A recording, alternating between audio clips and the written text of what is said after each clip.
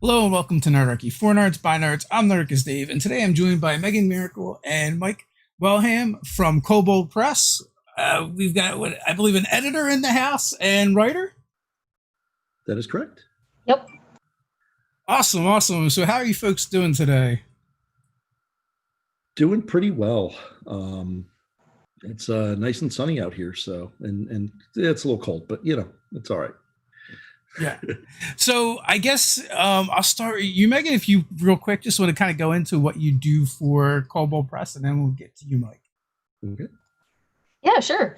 It is nice and rainy here in the Seattle area. It's great. It's wonderful. It's winter time. Yeah. Well, almost winter. Almost. Here it's unseasonably warm all of a sudden. Wow, really? Well, enjoy it while you can, I guess. That's the plan. But yeah, for Kobold Press, I am an editor, and I am the lead editor, or was lead editor, on the Creature Codex and the Tome of Beasts 2. And I have edited a bunch of different things since then. I don't actually have the list in front of me, but I worked on the Margrave Player's Guide, the Underworld Player's Guide. I did the editing for Empire of the Ghouls. So a bunch of little things. I have massive amounts of respect for resident word nerds because they make the rest of our lives so much easier. And I feel like you folks are underappreciated as well because you know the editor doesn't get credit unless something goes wrong, right? That's when you guys get noticed. Well, I like to think of editing like the lighting department in like a movie or a TV show, right? Like the good lighting department, you don't know they're there. You just are enjoying the experience.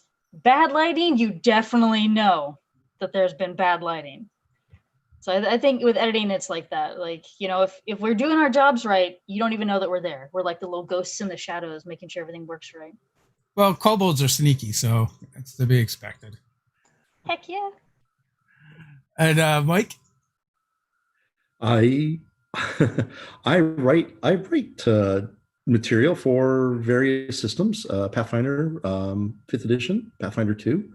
And I've been with Kobold Press as a freelancer since 2010.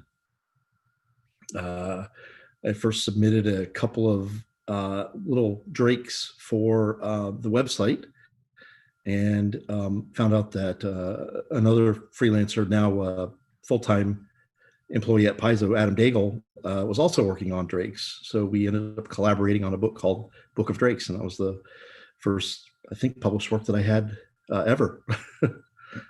Was with him, and that was through Kobold Press. Oh, nice. What edition was that for? That was for Pathfinder. Okay. Just pretty soon after Pathfinder gotten up and running, had spun out of 3.5. Well, you think we'll ever see a 5e version? That has come up a couple of times, and I do need to put some feelers out about that. So yes, I would love to work on something along those lines. Yeah. So well, some of those drakes have actually ended up in our monster books. They have, yes. Yeah. Well, I think Kobold Press is really good for that, like cross pollination of this different source material. Between the website and the different products, we're fans of Kobold Press and have really enjoyed the stuff that you guys have been putting out. We've got like there's three third-party publishers that we always recommend. We consider like the Holy Trinity, and it's Kobold Press, Fraga Games, and Nord Games. I mean, there's a lot of other really great third-party publishers out there as well, but those three just kind of stand out for like the quality and consistency and how regular the content comes out. Yay! Yeah, we are honored. And also, like you guys are just a bigger publication now. But Kobold has been around for a long time at this point. It has. So we were talking. Tome of Beast 2 is now on the website. Had kickstarted last year, I believe.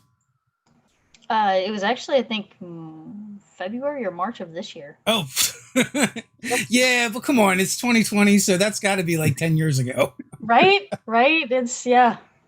Yeah. So, yeah, It was That's February, and I super think fast. to date. Oh yeah. Oh yeah. Oh, believe me, I know how fast it was. It was crazy. But yeah, I believe it was our largest Kickstarter to date, if I remember correctly. We had the most backers and the most like money for our Kickstarter. So we were really excited about that one. Yeah. Are you tired of looking at monsters yet? No, I love monsters. Like that's always the one because Creature Codex was the first like big thing I ever did for Kobold. Mm-hmm. And monsters are the whole reason that I'm in D&D in general, right? Like I was the kid of 2 second edition nerds, and so I would flip through the second edition monster man and be like, "Ooh, that's cool," or "Ooh, that's scary," right? Like to me, a goblin is still that little like sketchy drawing of the little goblin with the red tunic and his little wooden shield and his little sword. And he's all like, "Grr." Yeah. I love those monsters. So like monsters for me, I'm always excited. So when I heard that, oh, we're doing 2 of these too, and I'm like, I want to edit that one. I'm gonna put my name in the hat. Let me have that one. What was your favorite monster from Creature Codex 2, and why was it the Swobold? I can't pick a favorite. That's like asking a parent to pick a favorite child. I love the shark and a fishbowl ooze. Just because it's ridiculous. Yeah, we get a lot of because we allow backer monster submissions, right? Yeah. So the Swobold and the shark bowl ooze are both backer submissions, and we were like, well, we got to have some goofy ones, why not, right? But out of the backer monsters, actually my favorite was the bathhouse drake, and that's purely because I'm a huge Studio Ghibli fan, and that drake reads like a Studio Ghibli dragon. Like I could see that dragon like sitting in a bathhouse, and like the main character has to go and get information, and it's just this dragon that's being pampered all day long in a bathhouse. Wait, so who doesn't like being pampered? Right. What about you, Mike? A favorite monster that you've worked on? Oh, it's kind of like Meagan. They're kind of all my children. So I can't pick my favorite. I don't believe that. As a person that has children, I know you can absolutely pick a favorite. Oh, well, okay. It may change from time to time. But you can't say what your favorite is. Yeah, you're not supposed to admit it. Right now, and you know, sometimes it's something I work on, and I kind of like the goofy monsters myself. And I like the Otterfolk. That's currently one of my favorites. I have a tendency to like some of the cute animal monsters, and I like making them into kind of playable, characters in a way. And Otterfolk really kind of hit that sweet spot for me. And I got to put an atlatl in as its like kind of signature weapon, which was a lot of fun. So when I saw the art for it, I was just absolutely delighted when I saw that. And I think I actually didn't see it until it was actually posted up on a Kickstarter update. And so no advance warning. I'm like, oh, there it is. It's the Otterfolk. And that one's gotten a lot of positive response. And I know a lot of people want a playable player character version of that. So they always do. Yeah. Hopefully we'll get something along those lines. I also dropped the hairfolk in there too. So these basically the Arctic rabbits, Arctic hares. So they got the big giant feet and can walk on snow. And so how much research did you have to do on otters and hares? I did a little bit. I like to do that just to make sure that the race kind of, or the species kind of matches some elements of the creatures that I'm portraying. So I did a little bit. Went to Wikipedia, went to a couple of nature sites to find out how otters behave and things like that. So, and that kind of comes through a little bit in the lore when I did that. So. Yeah, otters are supposed to be like jerks. They're kind of jerks, right? They are. Yeah. Yeah, they are. Especially, I think the river otters are especially mean. Yeah. They're just vicious, and they're a bit of an a-hole. Yeah. So. I think it comes with intelligence. Like the more intelligent an animal is, the more likely they are to like be like that. Yeah, like dolphins are big jerks too. I've read about that, and they're pretty intelligent. So yeah. Yeah. So Meagan, what kind of stuff do you like to work on as an editor? I can imagine like going through a book of monsters could be kind of tedious and monotonous in comparison to maybe like an adventure or a setting book. That's a good question. And as far as researching, when you got 400 monsters and like 250 of them are all based on folklore, you then have to read 250 pieces of folklore to make sure that they're not going against the folklore. It's great. I love it. But so you have to do you do also do the content editing as well, not just the. Yeah, I do a lot of, because it's for me, editing is more than just making sure that vowels and stuff are in the right place. Vowels, wow, the words are in the right places. Actually, I do a lot of developmental editing as well, making sure that the numbers are correct and all of that. And then also double checking things like the folklore. Like our writers are pretty good about making sure that folklore is upheld in a lot of the monsters. So I generally don't run into any issues, but it's still one of those things that I double check just to be on the safe side. Because with folklore, especially, it's easy to do the wrong thing, right? Or to misinterpret it because we don't live in the culture that has that folklore. Mm-hmm. So it's a careful line, but it's our designers are pretty good about it because they're usually very passionate about the culture that the folklore comes from, and that passion kind of comes through in the creatures. But as far as what I like to work on, the monsters can get a little tedious. They get exciting though as like art briefs come in, right? Yeah. Like because the art briefs will go out early, so then I get to see some of the early art. Because sometimes that means that I'll have to change some of the descriptive text to make sure that it fully matches the art.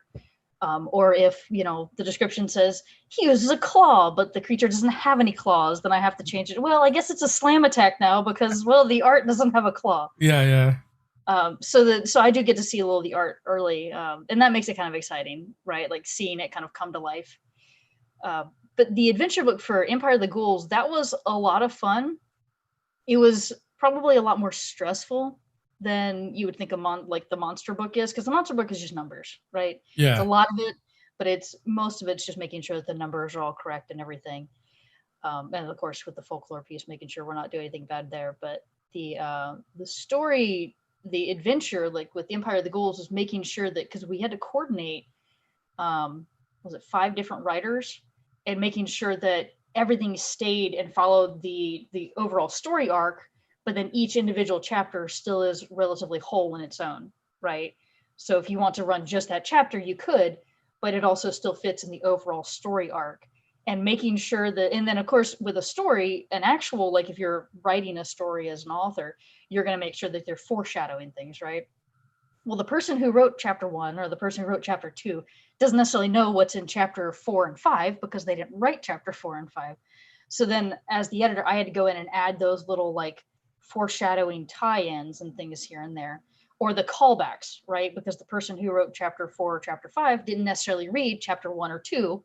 Right. So then I have to make sure there's proper callbacks and everything. So it was stressful, but it was also kind of fun. So I really did enjoy it, but it was a lot more work than you would think, having to coordinate story coming from 4 or 5 different angles. That sounds almost an adventure in Empire of the Ghouls. I appreciated the work that Meagan did. I did chapter 5 into the Fulligan realm, and there was an outline, and I tried to tie things between the two and have, like Meagan mentioned, a standalone adventure that you could just run in the underworld, basically.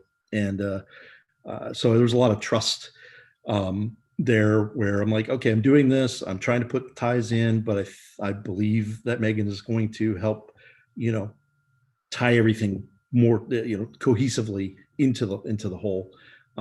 And hopefully I didn't give her too much work to do with mine. No, you guys were great.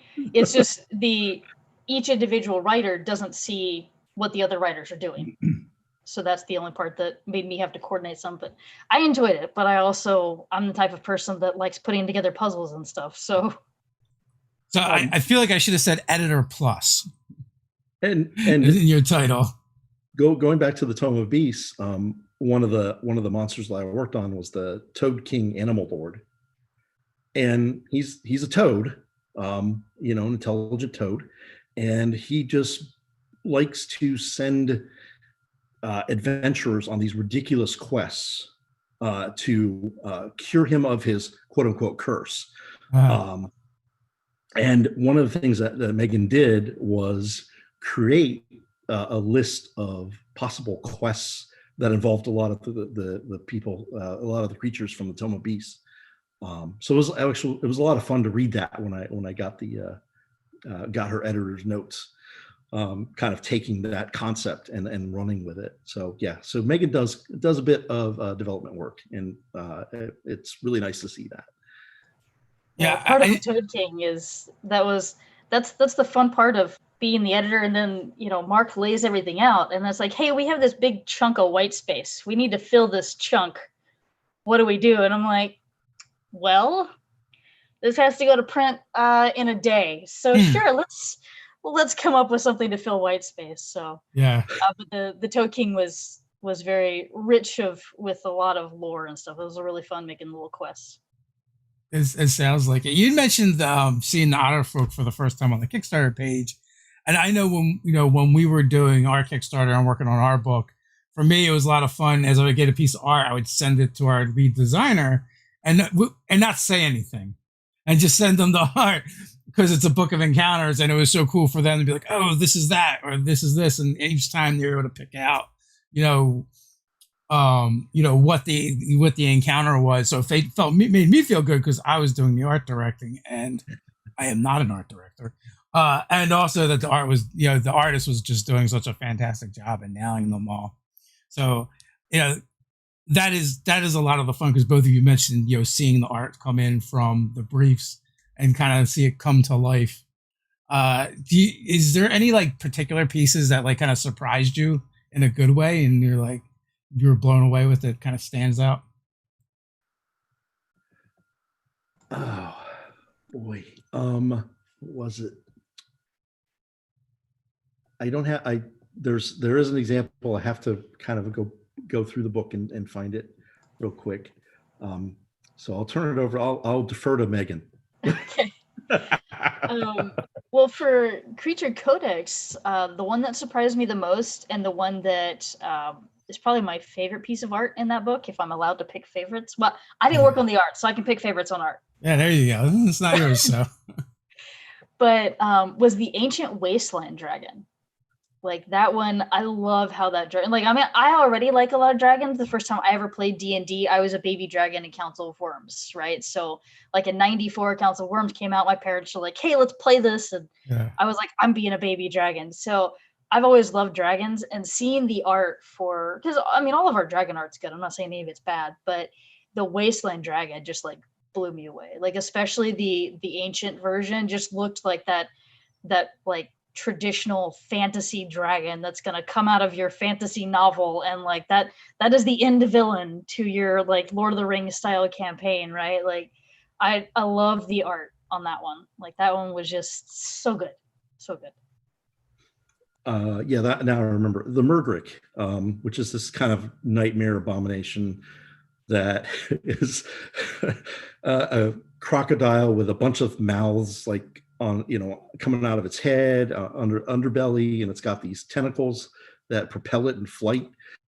And I had, because this is a marsh monster, had the idea of kind of the swamp boats, the fan boats, as kind of the way it propels itself, that kind of whirling. And the artist did a really fantastic job of just conveying that kind of sense of motion of all these tentacles just spinning to move it in flight. So yeah, that was exciting when I got to see that for the first time. Editing that one, I was like, how is the artist even going to do this? Like this is just like the craziest, weirdest little monster with like mouths everywhere, but they did a good job. Yeah, I do like that bizarre stuff. And I know, like, so the great thing about like the Tome of Beasts, it added like a lot of stronger Fae to the game that we're missing. Because if you go with just the official stuff, there isn't much above like a CR6 or so as far as Fae goes. So Kobold Press was able to come in and really like fill a needed niche there. Right. And I mean, Shadow Quartz is a fairly strong concept in Midgard. I mean, Dome of Beast also stands alone as a monster book that you could just put monsters in without having the Midgard setting. But so it does have a fairly strong Fae influence there from the Shadow Quartz. And I know Scott Gable is one of the other editors is really big into Fae. I'm not sure if that's one of Megan's favorite creature types or. I like it. I think they're cool. The Fae are a lot of fun because you can do a lot of weird things with Fae. And I think sometimes people forget that or they don't fully embrace it, right? Like hags are another one that people, there's so much you can do with a hag, right? And with Fae, because Fae don't barter like normal, right? Like Fae are gonna barter in things like, I want a memory. I want the memory of your favorite pet from when you were a child. All right, give me that. And then, yeah, sure, I'll give you this cool magic item, right? Like it's not like, oh, you don't want money? No, I don't want money. I just want this memory from when you were a kid and your favorite pet. There we go. It's not that big of a deal, right? And it's little things like that that make dealing with Fae so unique. And I think that's why a lot of people are drawn to the Fae, because it's just so different. They're more than just monsters to murder. Exactly. There's a lot more to them. Yeah, I like. Oh, go ahead. I'm sorry. I really like that about a lot of our monsters in our monster book is we give a lot of like lore behind like why they exist in the world and what they do. So a lot of them are more than just bag of hit points. So in your own personal games, home games, are you guys playing and running stuff in Midgard? Are you doing other stuff instead? Actually, my son is running a game, and I steered him towards Empire of the Ghouls. Yeah. So we are playing in that right now. We're in the first chapter of that, which is a lot of fun. I am actually looking forward to playing in the adventure that I wrote. That's a ways down the road. So yes, that's awesome. I've gotten a chance to play in Midgard. Because sometimes I wonder too, like if you as designers and working on the games, if you don't like spend so much time there, it's like, oh, I need a break from Midgard because I work there pretty much. It's like it's going to play in the place that you work essentially. Yeah, I think for me, that's less of Midgard and more of just D&D in general. Yeah. There was a point where I had like 5 or 6 games at the same time, and I was like, guys, I spend like 40 hours a week on this stuff, and then we're gaming like 4 nights a week. We gotta do something.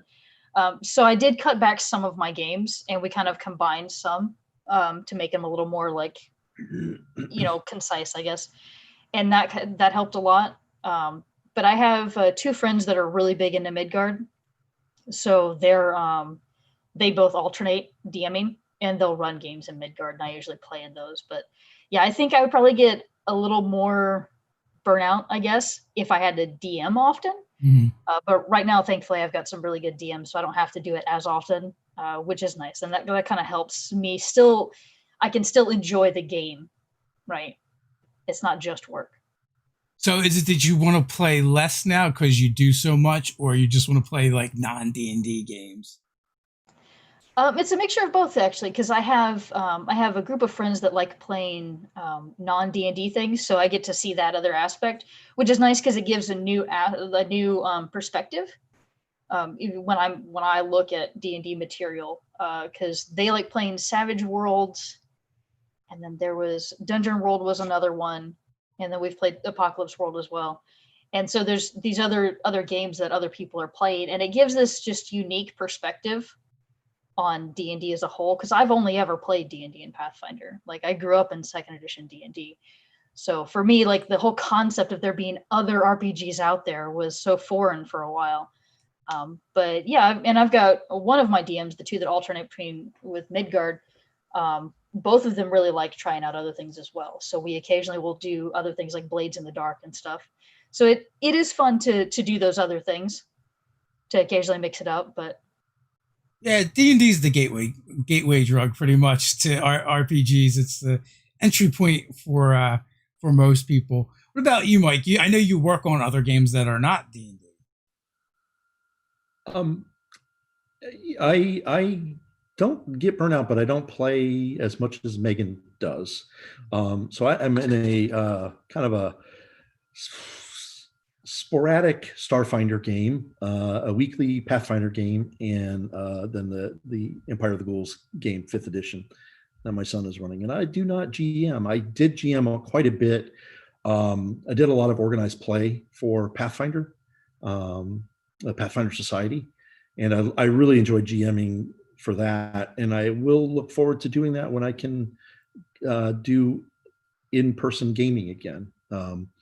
It's I don't know, and it's not that I'm a technophobe, but I'm always worried about being able to run games online and making sure everything is working correctly and stuff like that. I get a little bit, I don't know, anxious about that kind of stuff. So DMing a game online is not as much fun for me because it's just kind of a source of anxiety.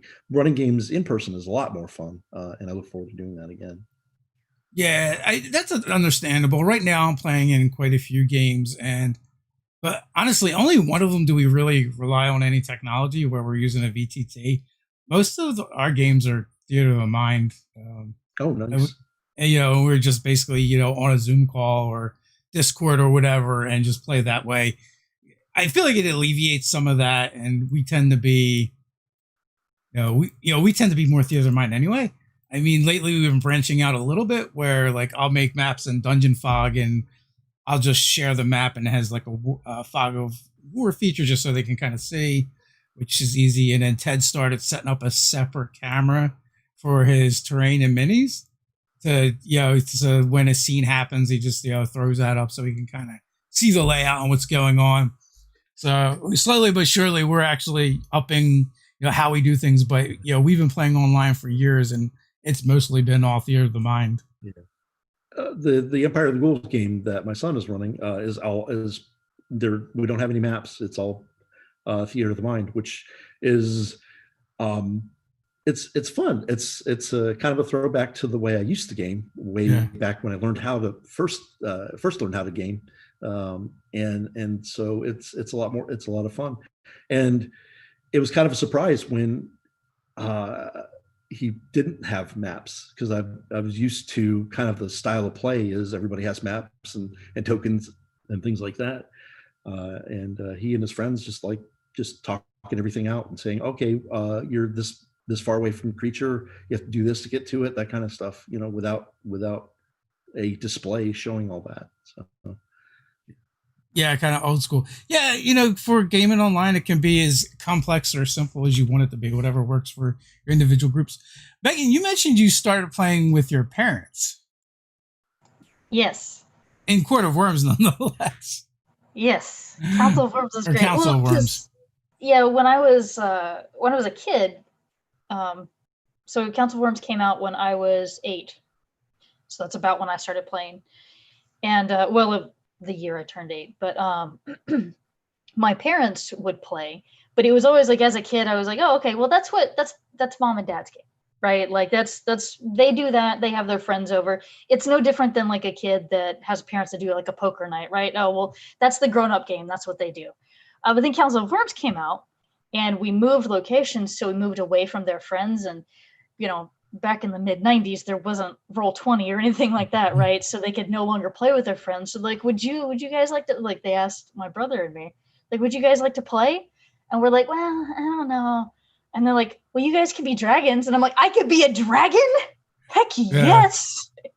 So we got to play little wormlings and we were sent on like little missions to help local towns and all this stuff. And it was just a lot of fun, right? Like it was just this. And I think the best part for me was that my parents had buy-in on my fantasy, right? Like there was that kind of that shared experience. So it kind of broke the barrier between, adult and kid. And it's just, we were a bunch of people playing a game together. And that was a lot of fun. It was a lot of like family bonding with that. So. Yeah, that's really cool. And you hear that, folks. For those of you that don't have gamers to play with, you can make your own. Just cultivate them for about 8 years or so. Boom, you have your own D&D party. Yeah, my favorite. We were baby dragons, and there was at one point because my stepdad was also a baby dragon with us, so that was great. And he got us into a bar fight, and we got thrown into jail, and it was an underground jail, and we were like, "This is like a den. It's like a cave." So from then on, anytime we wanted to sleep, we tried to get arrested because we wanted to go back to the den called jail. Yeah. So then it became, and my mom was DMing at the time, and she's like, "Are you guys trying to get into jail again?" And I was like, "Yeah, of course. That's where the den is. We don't beds. Who sleeps on beds? That's so weird." Yeah. That is weird. So Joe in the chat wants to know any advice for DMing anxiety. DMing anxiety. Start with you, Mike. Oh, yes. Oh, well. For me, it's just making sure I'm prepared. And I read through my scenarios, especially with organized play. I'll read through my scenarios twice and make notes where things might be a little unclear as I'm running them. Make sure I have all my maps ready, that kind of stuff. It's just, for me, it's just basically having everything ready to go and just having that kind of security of knowing that I'm ready helps with the anxiety. How about you, Megan? You have any tips? I mean, I think it really depends on what's causing the anxiety. Is the anxiety, I have to stand in front of a bunch of people, because a lot of people don't like talking in front of a bunch of people. Or is the anxiety of, oh no, is they're not going to like it? It's going to be awful, right? Like, I guess it depends on what the source of the anxiety is. And then doing, like Mike said, to find ways to prevent that by, okay, if the anxiety is I'm not prepared, make sure you're more prepared. If the anxiety is I have to stand in front of a bunch of people and I feel like a doofus, then the way I dealt with that was I actually used to DM in like this little like Davy Crockett style like raccoon hat, because I'm like, if I look ridiculous and feel ridiculous, it's more okay and easy for me to actually do the ridiculous things in front of all of my players. And eventually I no longer needed it, but that was one way that I kind of overcame the anxiety of having to talk to, because usually when I was DMing, I was the youngest one because it was my parents and their friends kind of thing. So it was always this, I don't want to look like the goofy kid. And then I just kind of embraced it. I'm like, no, I'm a goofball. It's great. We're going to wear this little Davy Crockett hat and we're going to be better. We're going to feel better about ourselves. So I want to call that approach. I want to call that approach the magic feather approach. Exactly. See, there you go. So yeah, I feel like, I've been playing this game a long time now, and you pretty much always get like jitters before the game, and I feel like once you start, you're just playing the game, and they go away, and it falls naturally into it. And you bring up good points, Megan, that like why are you anxious, and then you can try and address the specific thing. I think a lot of times it's like performance anxiety for folks where they're just worried they're not going to do a good job, and their friends aren't going to have fun. But like the other key to me is like, hopefully you're playing this game with your friends, so like they're your friends, right? So they want to have a good time and they're there to help facilitate it. And also, it's not only the GM's responsibility for people to have fun at the table. Everyone has to take responsibility for that and sharing it. So, just know that it's not all on you as the GM to ensure that everyone's having a good time. Everyone has to do their part, participate, and have buy-in. I do have a lot less anxiety when I'm DMing for family and friends, and I do a lot less preparing for my family and friends because they often take the game in directions I don't expect. Yeah. So, I imagine at a con or organized play or whatever, they're there to play whatever you present for them. Where if you're playing in a home game, they're there to wreck it, pretty much. Yeah, pretty much. But that's what gaming is. Yes, definitely. Yeah. So I guess we touched on this a little bit before we kind of went live, but I do like to ask people now, and that we're into the apocalypse, do you find yourselves gaming more or less or the same? If you want to kick off, Meagan. I'm personally, I am gaming more. So it's weird because we're doing a lot more gaming online now, and especially for with family and friends. The gaming in person often fell to life events and things like that, where the gaming online seems to have a little bit more regularity to it, and things that come up don't disrupt it as much. And I mean, that's part and parcel of the pandemic and staying at home and all that. So there's a lot less things that come up that kind of derail games. It's just not in person like it used to be. Scheduling is much easier when none of us have schedules. Exactly. I think it's easier too when people don't have to get up and go somewhere, right? Like I think people underestimated how big of a deal it was to leave home, especially if that meant having to, even if you only drive like half an hour to your friend's house to play, that's still an hour of time that you have to set aside for the travel there and back, right? I think there's little things like that that we underestimated, previously. But now, we don't have to worry about that. Just hop on, and I could be in like PJs and stuff, and it doesn't really matter, right? Like, I think it's made it a lot easier for people to just kind of hop on and play for a short amount of time. And I think it's easier too for people to play like little 2-hour sessions. Whereas previously, I know from my games, we used to do like all day sessions, right? So we'd go over to somebody's house, like order pizza or something, and just play the entire day. Like that's all day Saturday. But now getting the more small sessions, like multiple smaller sessions, is definitely a lot more fun for me. And yeah, I think I've been gaming about the same, but I was already doing a lot of virtual stuff anyway. So yeah, I was actually going to ask that next. Was how do you find your games are shorter now? Because I know when we game online, we tend to only do 2 to 3 hours. Compared to in person, where it was like at least 3, anywhere from 3 to 6 hours easily. Like you said, it's an event. You're ordering pizza. There's food. You spend an hour driving. So you have to make it worth your time. And then like everyone hasn't seen each other in a while, so you spend time before the game or after the game talking. So it's like this whole event that's built up around it, where gaming virtually or online, it does seem a little bit more focused to me. Would agree with that. Yeah, yeah. And you guys have more often, you have less of that chatting, right? Yeah. Because for me in my monthly games, that's when it got to be the most problem, right? Like we'd spend an entire hour of our game time chatting beforehand, and that's just because it's been a month since we've seen each other. But every week now, it's like a 5-minute catch up, and then that's it. And there's nothing wrong with that either, because I mean there was a long period of time when our gaming really was just, it was almost like it wasn't about the gaming at all. It was just an excuse for us to get together with friends. Most of us, like, we're not big sports people or into the bar scene, so this was like the glue that kind of would hold us together socially. So and then like you said, if you're gaming more often, you need less of that, because you're getting it in smaller doses more often. So what are you guys working on nowadays that you can talk about, whether it's for Kobold or someone else, whatever? I just finished a couple of articles in succession for upcoming Warlocks, which I can't disclose exactly what I was working on, but I'll just say that I worked on a couple of fun Magic traditions that I'm looking forward to seeing in print.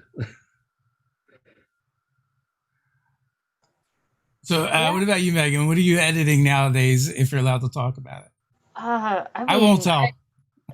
Wow, really? It's just between us, right? Yeah. It's just me, you, and the internet. And the internet, right? Nobody uses that.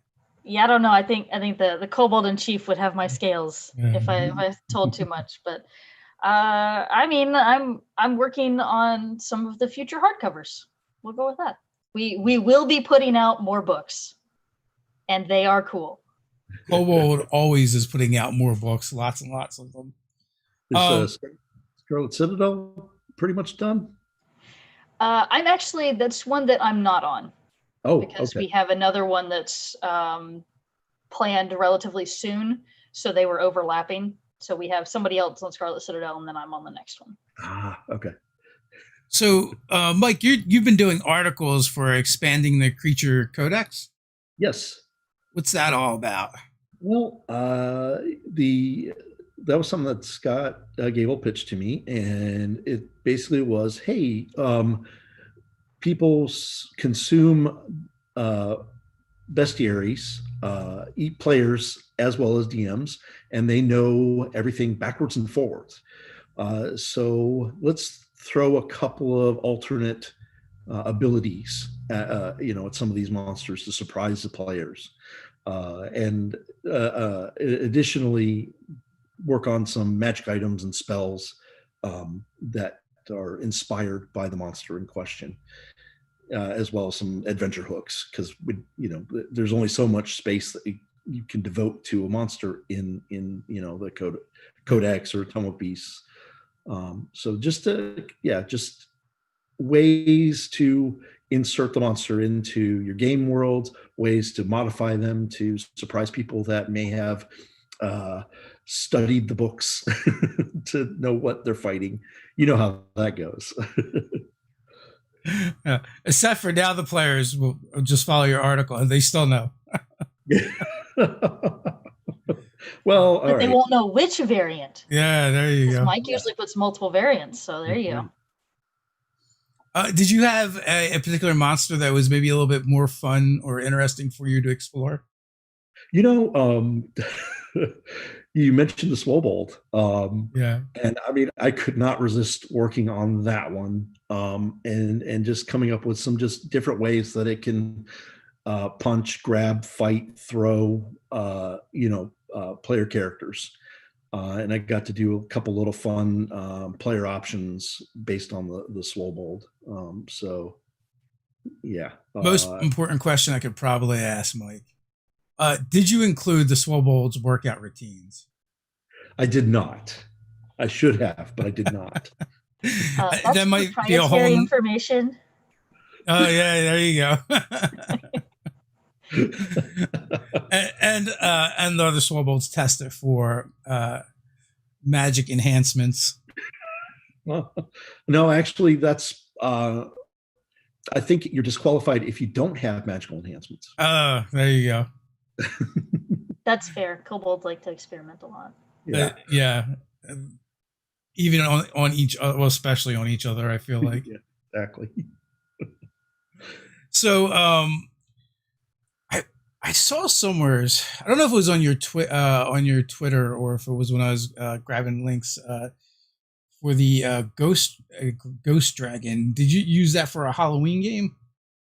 I did not. That was so that is in the Creature Codex, and I was flipping through, and I think I was trying to decide on what monster to do, and I think I had Halloween in the back of my mind, and because I gravitated to the Ghost Dragon without really consciously thinking about doing it as a Halloween themed entry for the expanded codex. So it was a purely subconscious decision. Did either of you run any Halloween games this year? I did not. I would like to have. My go-to for spooky horror stuff is Tremulous, which is kind of an apocalypse world variant. It veers a little bit more towards the Lovecraftian horror, but I didn't get a chance to run that. I ran that earlier in the year. I'm not familiar with that one. What is it? It's a lot more narrative, and the person running the game does not roll any dice. They just set up everything, and the players roll dice based on various threats or hazards or obstacles that they have to get over. And then depending on that roll, you as the GM have to decide, well, what kind of horrible thing is going to happen to them, or did they actually avoid the horrible thing, the tentacle monster that's coming out, grabbing their legs and threatening to pull them into its maw or whatever. How about you, Megan? Did you get into any Halloween mischief? I did not, unfortunately, but a friend of mine, because I'm in the middle of buying a house, so that kind of like has been taking up a lot of my time recently. But a friend of mine is actually running a Monster of the Week game that's very, I think he did it for all of October, but it's very 80s themed. Yeah. So he's got a lot of, like he gets like pictures from 80s actors from movies, and he's using those as the NPCs and stuff. And he's having a lot of fun with it. Very like Buffy-esque, but Yeah. 80s, like Stranger Things Buffy type thing. But Monster of the Week is really, really good for that. And that's a Yeah. fun one. I actually a couple of weeks ago got to play in a couple, basically a two shot for Monster of the Week, and got to explore that system, which was a lot of fun. And so that I did not actually run anything for Halloween this year, but I did get to play something at least that was kind of on the spookier side, and I did run out of luck. So it was recommended to me that I should make sure I end without any luck. So I followed that Oh, yeah, suggestion. Uh, that's so a I, good idea. so I played Sniffles the werewolf. That unfortunately for my character, he's highly allergic to dogs. So I was going to say, was he allergic to himself? yes. I mean, it's a two shot, so I try. I had to be ridiculous. That's kind of awesome. Yeah. So so how many games are you guys playing in right now? Three total. I let's see, our third one's on hiatus. So yeah, so two right now, with a third one that's kind of in the air. Which not bad, especially if you're moving. You're moving and buying a house, so that's going to keep you busy for a little bit, and then you get the joys of. I don't feel like you get this as much when you move, when you're kind of like renting or in apartments, but when you buy a house, inevitably you're going to end up with boxes that never get unpacked, and you'll move again someday, more than likely, and there's just going to be you're going to find these boxes that you never unpack that you don't have to pack but probably shouldn't have anymore because they're still there and they haven't been unpacked. I don't know. That's at least what I found as a homeowner, anyway. Yep, yep. I mean, I already have some boxes because I had to downsize to my current apartment. And yeah, so I've got some boxes that just, it's always been boxed, has not been opened since I left Louisiana. So, and that was 2013 when I left Louisiana and moved up to Washington. So yeah, there's some boxes that have just been boxed forever. So that's exciting. Where do you guys like to draw inspiration from for your games? Oh boy, it's a variety of sources. Some of it's folklore, so I'll see something or read something um, about various bits of folklore. Do And you have a go-to um, folklore source? what's that? You have a Do I have a go-to go? for? No, not really. Every now and again, gosh, I can't remember. There's just various sites where there's something where I'll be like, oh, hey, I want to know about Welsh monsters, and kind of draw some inspiration from that. Uh, I have a pretty good friend group on Facebook, and they'll send me or link pictures or images, illustrations that kind of drive my imagination. I'm like, oh, I like monsters, so I like designing monsters. So Yeah. yeah, I get those, and I'll see that. And I'm like, okay, I really have to kind of make that into kind of a playable monster. So yeah, a lot of that's just art that I'll see, just random things that someone will send me or something I'll come across just kind of randomly. Yeah, just kind of trip around and find stuff.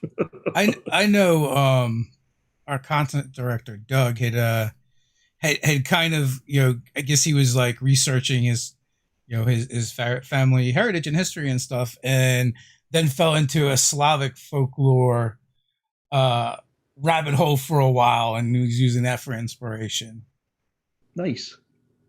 And I know Kobold is very heavy into Slavic lore, so uh, it's yeah. So there's probably a bit to mine in their works too. What about you, Megan? I like to challenge myself when I'm DMing. So, I think it all stems from when I was in high school. I was known for, because the thing that I loved the most as a kid were monster books, dragons, and Grimtooth's books. I loved Grimtooth's books, so I always wanted to do cool traps like those, right? And especially because a lot of Grimtooth's traps aren't necessarily, for those that don't know, Grimtooth's was like this series of trap books back in second edition. I think they made a third edition version too. But I loved Grimtooth's. And some of them were just kind of goofy, like the bridge that kind of collapses into a cage. That was fun. Then there's things that are very deadly, like the cheese grater, where the floor basically cheese grates the players, which is less exciting. But I mean, I want the players to experience the next trap. They can't do that if they are now sliced cheese. They've been graded, huh? True. Right. So that's what I was known for in my high school group. Was I was the person that would create like fun little dungeons that would have these goofy traps or very deadly traps. So then they started challenging me of just on the spot, hey, we want to play tonight, and it needs to be, because we had somebody else that ran the game that was very story heavy. So on the spot tonight, it's got to be really challenging and kill us all. So I would do that. I'd have to randomly generate dungeons over the course of an hour while they're all making their third edition characters. And so I love the third edition DMG that had like the little generator in the back of generating a dungeon. That was excellent. But yeah, so I like little things like that because I would create new and interesting ways of having a dungeon. Like one time I was told, yeah, you can make whatever, just don't make like a dungeon inside of a dungeon. So then I made a dungeon inside of a dungeon because they challenged me to, right? So for my DMing, I usually try and push the limits. One of my biggest long-running campaigns that I ran recently was Rise of the Runelords campaign. And the limit I wanted to push on that was I'm kind of squeamish when it comes to horror things. And for those that don't know, Rise of the Runelords has a lot of little horror things in it, especially in the second and third book. So I was like, you know what? I'm going to push that. And then they also, Pathfinder introduced mythic stuff. So like these, this kind of like epic level thing. And then there's also scaling items in Pathfinder. So those were the three things that I added into my Rise of the Runelords game. I wanted to create scaling items that fit into the story of the characters, as well as have these like mythic things that were tied to those. So for me, I look at what have I not done yet and how can I grow as a DM? Because I used to be very shy when DMing. And so now it's like I keep trying to push myself further to make sure that I can expand and continue growing as a DM. So I really just look at what have I not done. With writing, do you guys use more of a mechanics first or story first approach?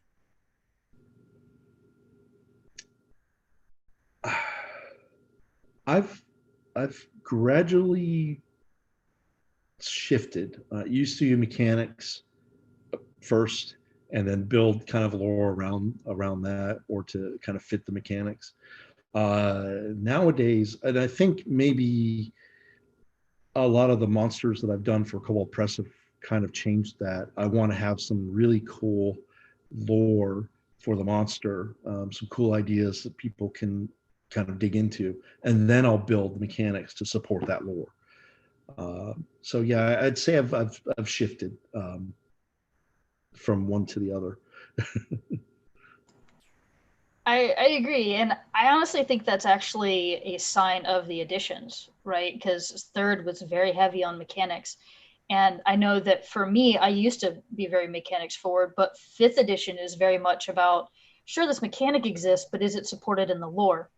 And it's not that lore did not tell mechanics in previous editions, but fifth edition seems to have a lot more of the lore has to have a mechanic, or the mechanic has to be explained in the lore.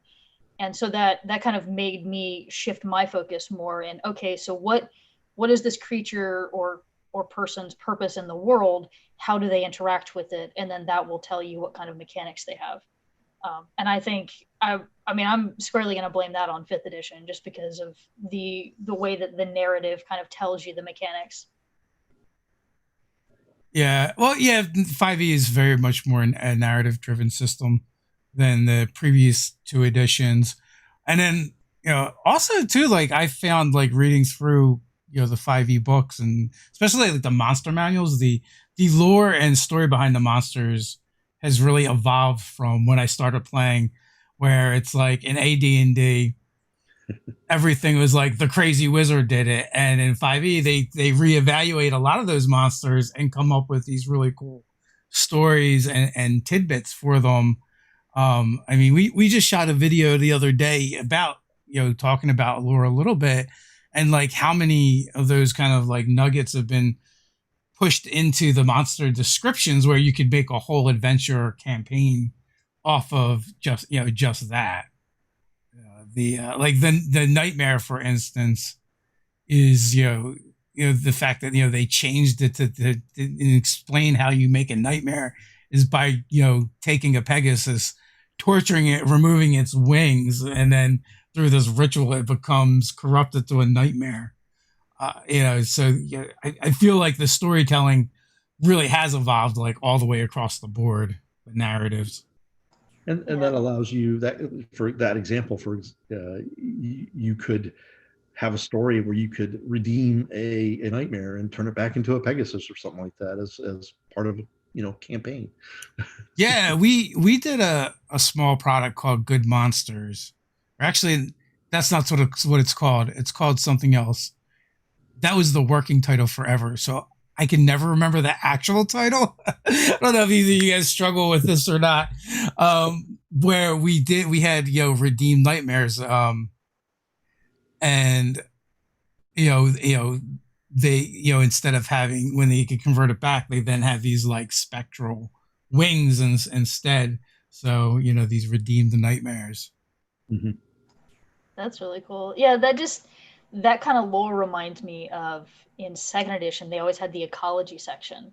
And then in third, it was gone. Like, I remember reading through the third edition Monster Man, I'm like, where's the ecology section? Huh? Yeah.